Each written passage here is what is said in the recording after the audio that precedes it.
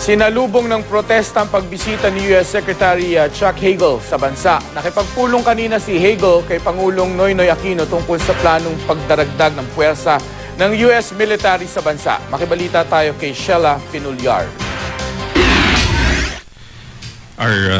Ang Pilipinas ang last leg sa siyam na araw na pag-iikot ni U.S. Defense Secretary Chuck Hagel sa Southeast Asia. Bago humarap sa media kasama si National Defense Secretary Volker Gasmin, nag-courtesy call si Hagel kay Pangulong Noynoy Aquino. Isa raw sa mga napag-usapan nila ang panukalang mas madalas na pagbisita ng U.S. military sa Pilipinas. Mas mapapalakas daw nito ang pagtutulungan ng dalawang bansa. May ginagawa ring framework agreement para sa pagdadagdag ng tropa ng mga Amerikano sa Pilipinas.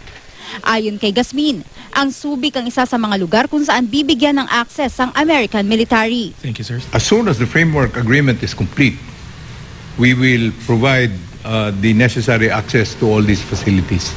And this is not limited only to Subic but to Philippine military facilities if necessary.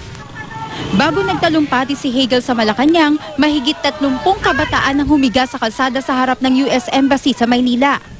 Paraan daw nila ito para ipakita ang kanilang pagkondena sa pagpunta ni Hagel sa bansa. Hanggat nandito ang US, ang Estados Unidos, ay hindi natin totoong na ipagtatanggol ang ating soberanya. Iniwan nga tayo ng Estados Unidos ng panahon ng gera. Nananatiling malakas yung sentimiento ng mamamayan sa laban sa panunumbalik ng mga base militar ng PANO sa ating bansa. Pero giit ni Hagel, The United States does not seek permanent bases in the Philippines. Instead, we are using a new model of military-to-military cooperation befitting two great allies and friends. Deepening engagement opportunities between our forces would further support President Aquino's defense modernization agenda. pinuri naman ni Hagel ang kagustuhan ng Pilipinas sa mapayapang pagresolba sa isyu sa West Philippine Sea.